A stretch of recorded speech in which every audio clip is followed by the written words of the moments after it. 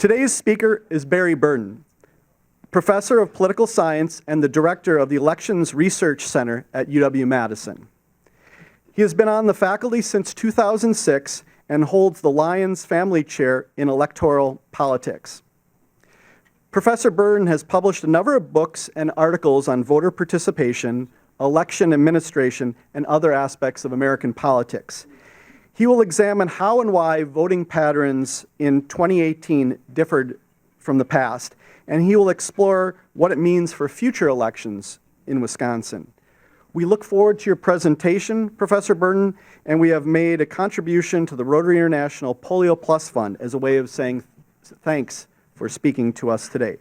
As I welcome him to the podium, I want to remind you if that time permits for questions, I will be out in the audience with the microphone, so please wait till I arrive as our program is being recorded.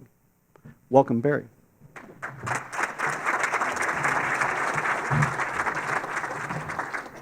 Well, thank you for having me. This is a delight. I'm also thankful you could arrange the weather to make this possible after the past couple of weeks.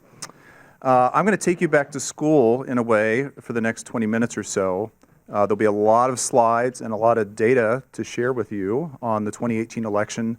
So do make sure you're in a place where you can see one of the two screens well, because there's going to be a lot of stuff flying in front of you.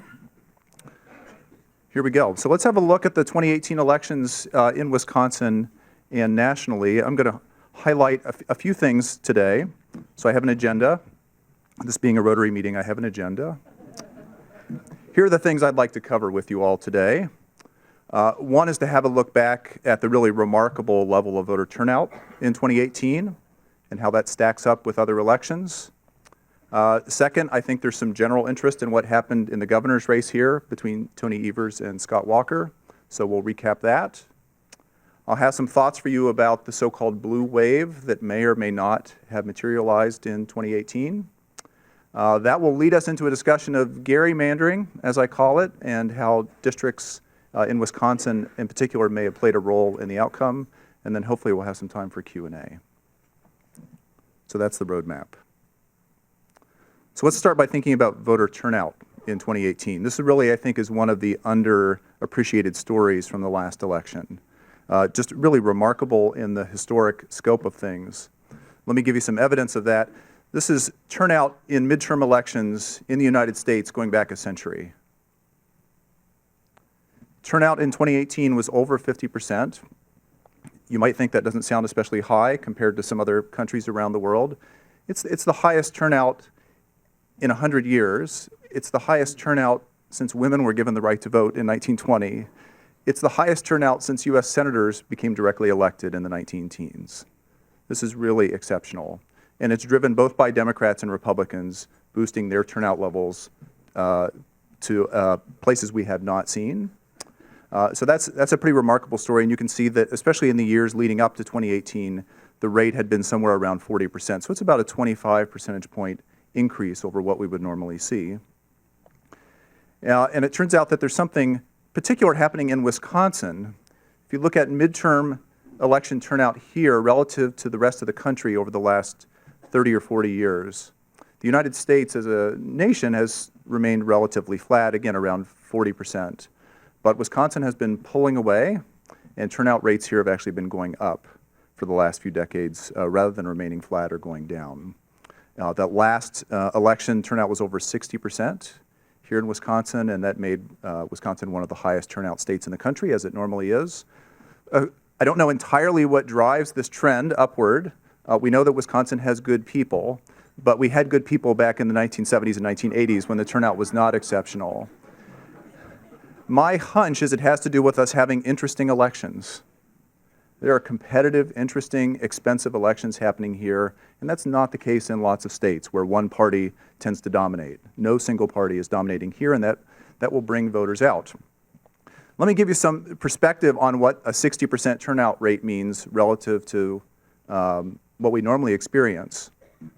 You're not going to be able to see the labels at the bottom of the screen here, but they're unimportant. These are the 50 states ranked by their turnout rates in the presidential election back in 2016. Presidential elections typically have higher turnout than midterm elections, so here they are arrayed. Wisconsin does pretty well in that, but you see there's a range of turnout rates.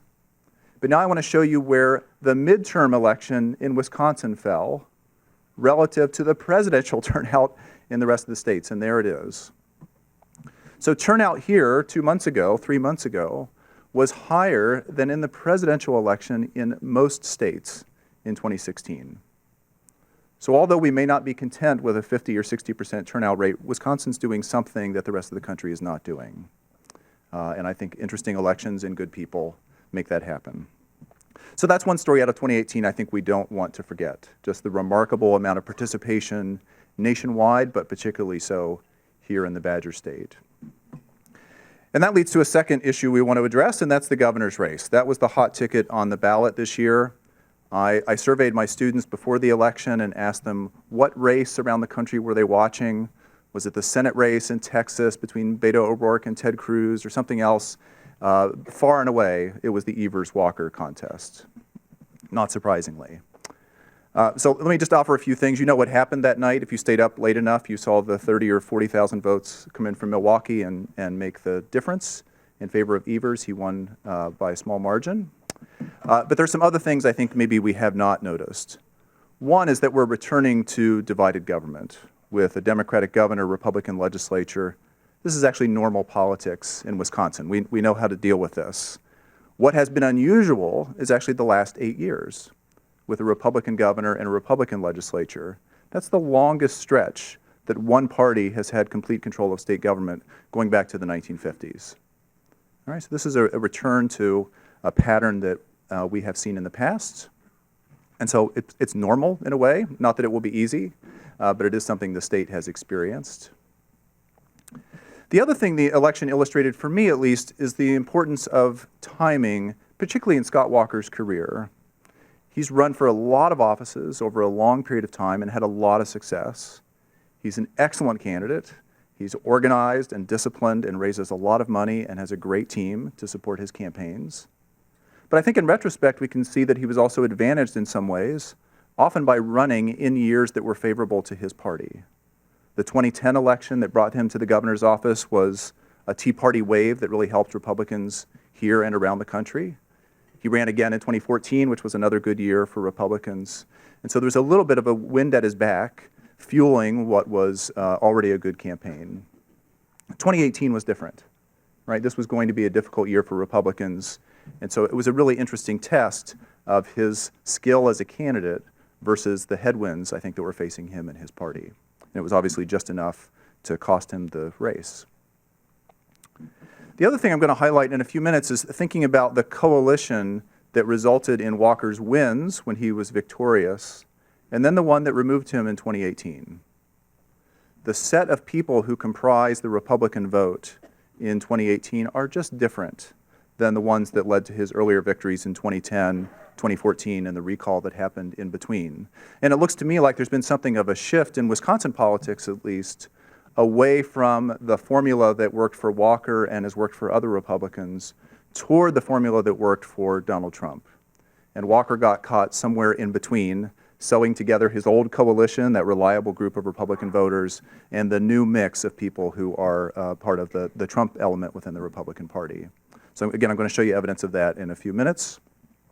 The other thing to keep in mind is that this new configuration of office holders will affect the next round of redistricting. We're not far from that. It's next year that the census will be done, and the year after that new district lines will be drawn for the state legislature and for the U.S. Congress. I'm also going to show you some evidence about how those district lines matter. But if nothing else, that's one of the ways in which having divided government will complicate the next round of redistricting. So those are some high-level things I think we want to keep in mind that maybe don't get as much attention. So how did Tony Evers manage to win the election over a candidate with such proven success? One piece of that is that Democratic voters turned out. The bases of support for Democratic candidates mobilized in a way in 2018 that they had not, at least going back to the elections for Barack Obama here some years ago. This is one figure from Madison.com that I think illustrates this nicely. Each of these circles is one of the 72 counties in Wisconsin. The color of the county obviously indicates the way it voted in 2018, and the size of the circle indicates how much it contributed to the total vote. So you can see where the Democratic bases are. It's 2 counties. It's 2 counties. Democrats get about a third of their votes from 2 counties. That's a risky strategy. If I were an investment advisor, as some of you are, I would say that's not a very diverse portfolio. When it works, it works. When those counties perform for Democrats, they manage to win elections. But it's a risky way to put together a coalition. Republicans, in contrast, have a couple of counties, like Waukesha, you see labeled there, that contribute a lot to their vote, but there are also a lot of other counties that are part of that coalition. Whereas the Democrats rely on 2 counties to get about a third of their vote, Republicans have about 6 counties that do that. Right, so it's a combination of suburban areas and rural areas that together add up to the Republican coalition. But this time around, the blue circles were just bigger and produced huge margins for Evers in both of those counties that outweighed the advantages that Walker had elsewhere. The other thing that happened is that there was a little bit of a reshuffling of the counties this time around and of voters this time around. And this, I think, was caused by the introduction of the Trump coalition into Republican Party politics. The traditional model for Walker and other Republicans in Wisconsin was to sew together a group of voters who live in more affluent suburbs, like the WOW counties in particular surrounding Milwaukee, but also exurbs and rural voters around the state. That had been a winning combination for Walker and for Ron Johnson and other Republicans. But that coalition got altered a little bit this time around, and we're starting to see a split between what I call the bigs and the littles. The bigs being the counties or municipalities with lots of people, high population densities. These places tend to have high incomes, higher levels of education, higher levels of voter turnout. It's actually one of the things that Dane County and Waukesha County have in common: high socioeconomic status and high levels of voter participation. And often those things would cancel out. But I'm going to show you that things have shifted a little bit as a result of the way Trump has reshuffled the party, such that those big suburban Republican counties have moved just a little bit away from the Republican Party. And in 2018, it was just enough to cause Walker to lose the election. So let me explain what you'll see here. These are Walker's last 2 elections. Along the bottom is 2014, when he was reelected. Along the vertical axis is 2018, the last election. Each one of these circles represents a county.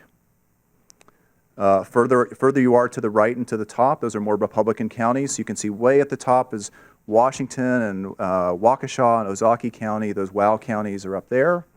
And down on the lower left are places like Dane and Milwaukee, and that little tiny one in the corner is Menominee, the most Democratic counties in the state. So as you might expect, there's a strong relationship. Counties that voted Republican in 2014 also did it again in 2018. But you'll also notice that a lot of those circles fall below that 45-degree line. There's just a little backing off in Walker's support. He obviously lost the election in 2018, having won it by several percentage points in 2014. But the counties that led that movement away from Walker were not just the big blue counties like Dane. Dane County did move in a Democratic direction. So did Milwaukee. You see both of those circles are below the line. But look in the upper right. So did Waukesha and Washington and some of the other generally high-performing Republican counties. These are bedrocks. These are the starting place for a Republican candidate who wants to win statewide office. They're still quite Republican, voting at 65 or 70% for Walker relative to Evers. But they actually moved away from him faster than other counties did, faster than the statewide vote did in 2018. Now, there are some counties there in the middle, some small ones that actually moved in Walker's direction. They voted more Republican in 2018 than they did in 2014. That's despite the fact that the whole state shifted about 5 points in the Democratic direction. But you notice those are little tiny circles. I can't even label them on the figure. These are places like Adams County and Burnett County and Forest County, small populations, 10,000, 20,000, 30,000 people. These are the littles, right? Rural, older on average, lower average income, lower levels of education. They are more enthusiastic about Republicans in 2018 than they were in 2014, whereas the larger, more suburban, higher SES counties are somewhat less enthusiastic. So I think this sets up a tension, at least for me, to think about as we go into the 2020 election. Is the coalition that Republicans put together going to be the successful one that Walker created? Or will it be a version of the Trump coalition, which has this division between the rural and the more densely populated places, or somewhere in between, which is, I think, is where Walker got stuck. Now, there was a lot of discussion, especially before the last presidential election, that Wisconsin was part of a blue wall in the upper Midwest that was going to protect Democratic candidates who were running for president. After all, Wisconsin had voted for the Democratic presidential candidate in 7 consecutive elections going back to the 1980s. It's quite a record. That wall obviously fell apart. Wisconsin flipped to the Republicans, but so did Michigan, Pennsylvania, Ohio went Republican. So the blue wall didn't hold. I want to suggest that maybe that was a myth to begin with. So I just show you for these last set of elections, those 7 I mentioned, plus 2016, how Wisconsin voted for president relative to the rest of the country. So it's true that all of those dots for Wisconsin are above 50-50, so they're on the Democratic side of the ledger. But notice that most of those elections actually were ones where Democrats won the popular vote. Of the 7, I think it was 6 where Democrats won the popular vote. Of the last 8 elections, all but 2 of those have been ones where Democrats have won the popular vote. So not so exceptional that some state in the Midwest would sort of follow national trends, right? That seems to be the pattern. 2016 is something of an exception, but you'll see that essentially Wisconsin is following the rest of the country. Now, what does that mean as we look forward to 2020? It means that we should expect the presidential candidates to spend a lot of time, and fortunately money, in our state. Once the primaries get wrapped up especially, this will be a place that the presidential candidates will not be able to ignore. Hillary Clinton spent less time here than other presidential nominees. She was the first major party presidential candidate since Richard Nixon in 1972 not to visit Wisconsin. So I think we're going to welcome both parties' nominees to come to the state next time around. And for the tourism industry, here's the figure I would show. This is Craig Gilbert's figure from the Milwaukee Journal-Sentinel. This is looking at all of the swing states around the country and their margins of victory in the last few presidential elections. He's taken out the 2 Obama elections in 08 and 12. They're sort of exceptional. Set aside those and look at the closer elections in 2000, 2004, 2016. If that is your reference group, Wisconsin is the most competitive state in the country. That's not a blue wall, that's a swing state. That's a swing state. So expect attention. And I think Walker's loss is just another sign of that. This state can do lots of things politically. All right, let's look at the blue wave. There was a lot of discussion about Democrats roaring back into power in 2018. A lot of enthusiasm among Democratic voters, a lot of anger against the Trump administration, a lot of organizations, some interesting candidates out there. It's true that Democrats collected a lot of votes in 2018, but it's not true that they had a lot of electoral success. Those are different things. We would have expected Democrats to do well in 2018 whether there was a blue wave or not. And that's because, as a political scientist, I know that in midterm elections, the president's party always suffers losses. It doesn't matter who that president is or which party it is, the president's party always suffers losses. So the day that Donald Trump was elected, not because he was Trump, but because there was an R by his name, we would have said that 2 years later, in 2018, the Republicans would have lost some seats. It happened with other presidents, again, of both parties. So I want to show you some evidence of that, and then I think that puts 2018 in some perspective. Right? What is the cost of doing business, of being in office? The cost is that you're going to lose some seats. So let's look first at the losses that the president's party suffers in the House of Representatives, right? Congressional elections around the country. These are the gains or losses that the president's party has made in midterms going back to World War II. There are 2 small bars that go above 0. They're very exceptional. In fact, there's only one other bar like that going back to the Civil War. Aside from those 3 cases, every midterm election results in the president's party losing seats. The average loss is about 30 seats out of 435. You can see that's sort of the range. Where does 2018 fit into the scheme of things? Pretty normal. It doesn't look like a wave to me. It looks like average, slightly bigger than average, about 40 seats the Republicans lost in the Congress this time around. That's smaller than the 63 seats that Barack Obama suffered when it was his first midterm back in 2010. Right? Doesn't look like a blue wave at all. And what if we go to the Senate? Actually, Republicans made gains. They picked up 3 seats in the Senate. Now you might say, well, wasn't the Senate exceptional? Didn't I hear that a lot of those seats were Democratic seats? Yes.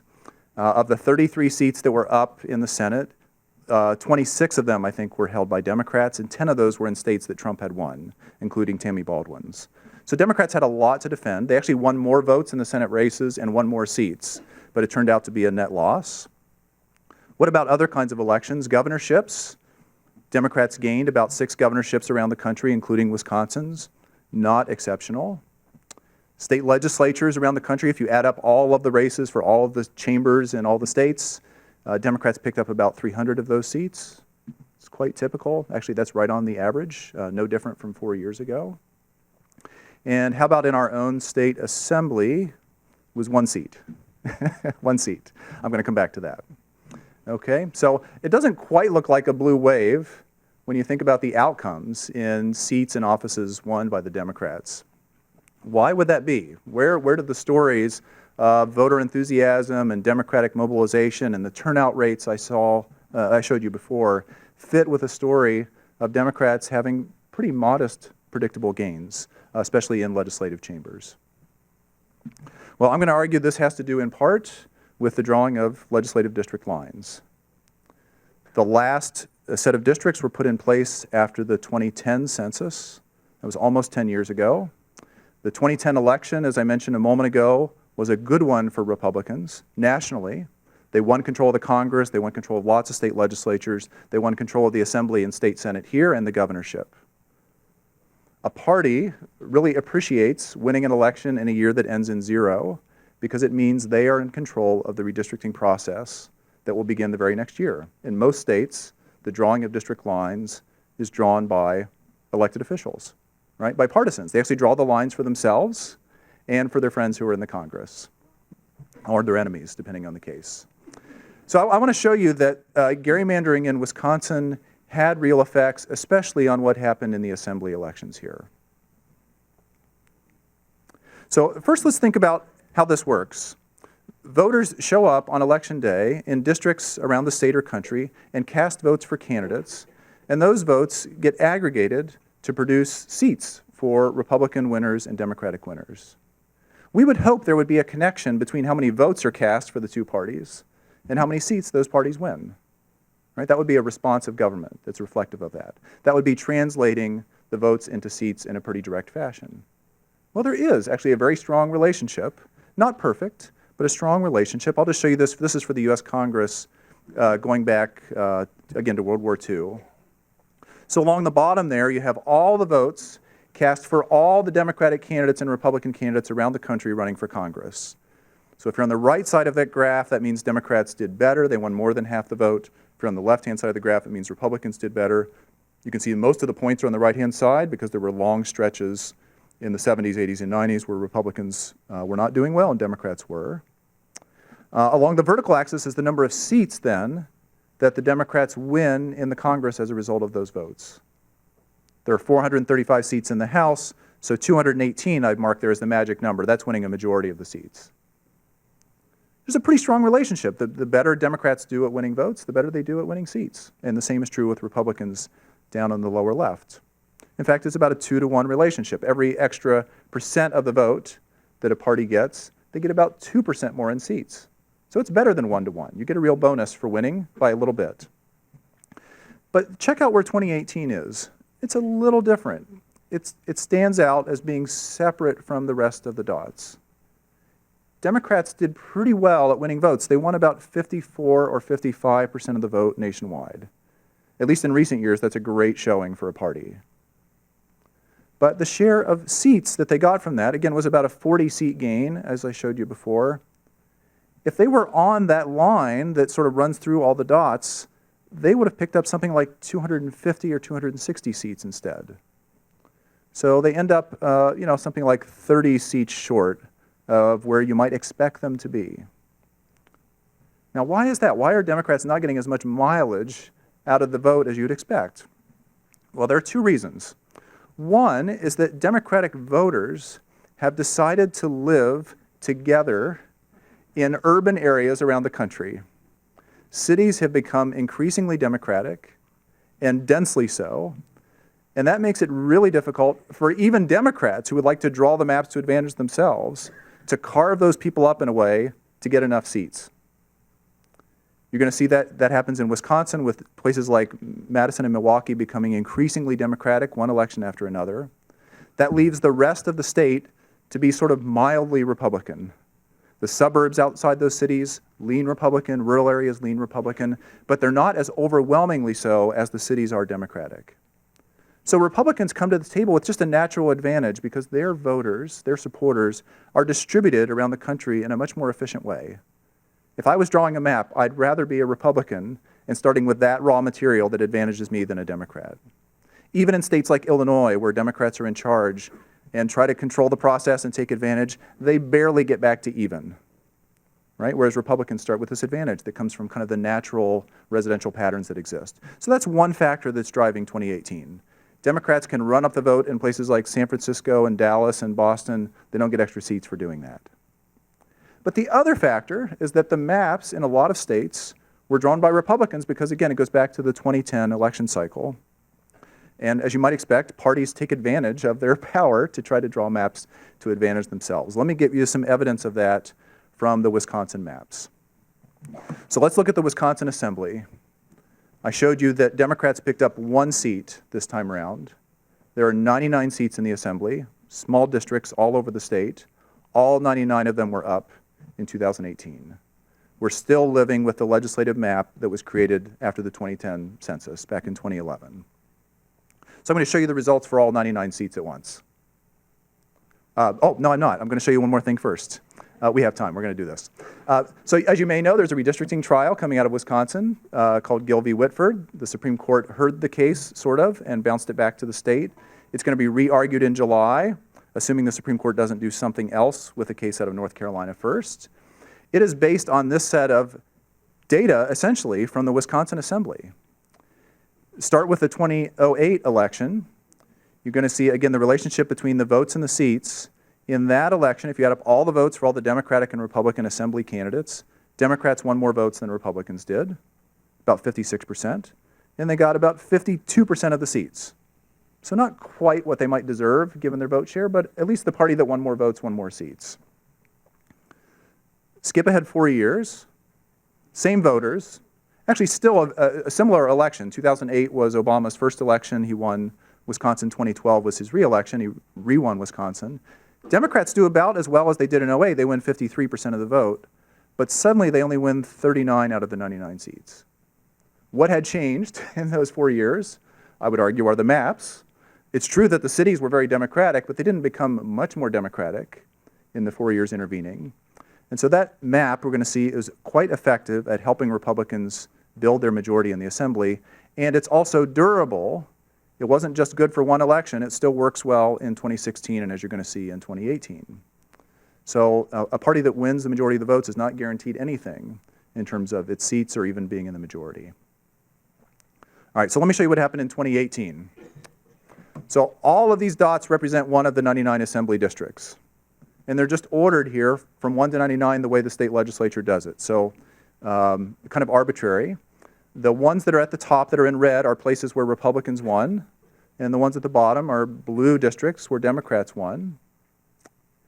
Obviously, Republicans won more seats. They got about 2/3 of the 99 seats.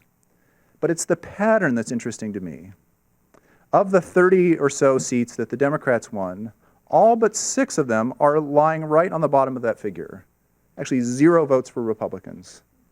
It's because Republicans didn't run any candidates in those districts, because they were so densely packed with Democrats, partly because Democrats live in these urban areas like Madison and Milwaukee, but also because the maps purposely pack them into these areas.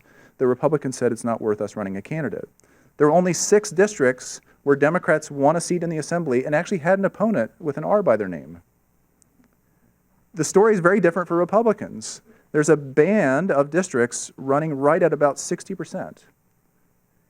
Even though this was an election where Democrats won the 5 statewide races, it was a good year for Democrats in that sense. When you get to the assembly, there's just a huge number of districts where the Republican vote is sort of baked in at about 60%. That's just enough to make sure you're going to win the seat. You wouldn't want to win by 51 or 52%. You get 60%, that's a good number, but not so much that you're wasting votes by packing Republican voters excessively. Democrats contested essentially all of those races. You see there were just a few at the top where Democrats didn't run. Okay, so it wasn't a matter of Democrats not having candidates. They ran in, I think, 91 of the 99 districts. Republicans didn't field a candidate in about a third of the districts. So I think that's a consequence rather than a cause of the districts. So there are the districts from 1 to 99. Let me just shift them around and put them in order by the vote for the Republican candidate. Same districts. So you see all the blue ones laying in the lower left, right. No Republican candidate at all. The 6 where they were competitive, where a Democrat managed to win. And then just this amazing stretch. It's really a beautiful pattern if you're a data analyst like me. This is like being in an art museum. It's really wonderfully done. It's hard to imagine producing a map that's more favorable towards a governing party than that, and it has essentially protected their majority for these last few election cycles. Okay, with that, we're going to stop, and I think we've got time for just a few questions. So I'm going to ask you a question about your specialty, which is turnout specifically, and you talked about that at the beginning and how that interesting elections help produce larger turnout. Are there other techniques that are effective at that advocacy groups that promote turnout have actually been successful with? Because obviously they can't affect whether the candidates are interesting or not.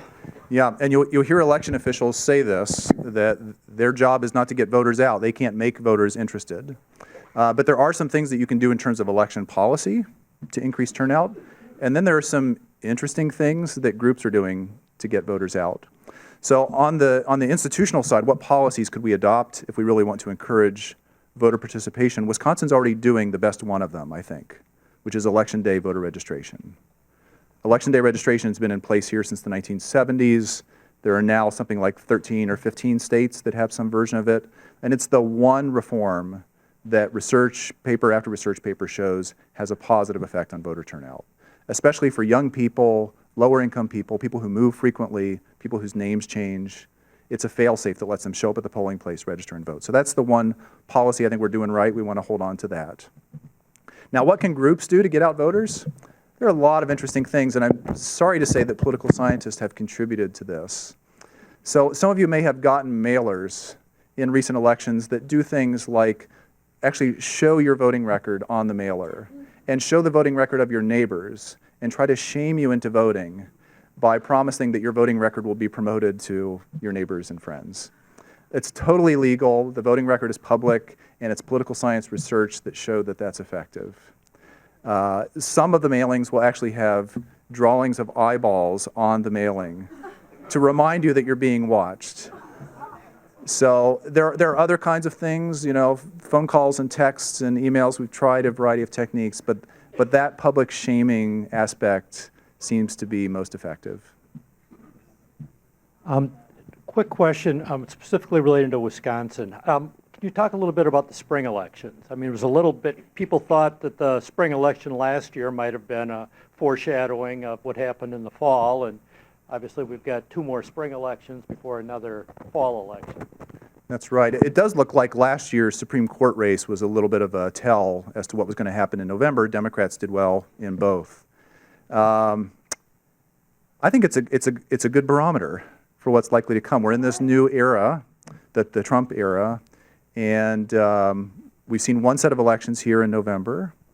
Supreme Court race is a little different. It basically stands by itself on the ballot, aside from mayoral and other local races.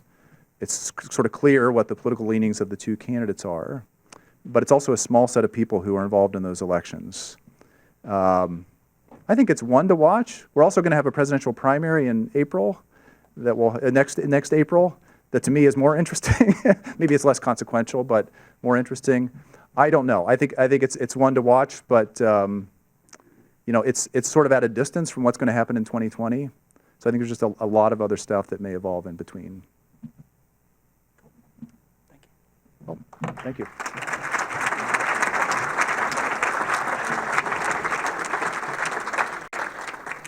Thank you very much, Professor Burden, for the insightful information. We are adjourned.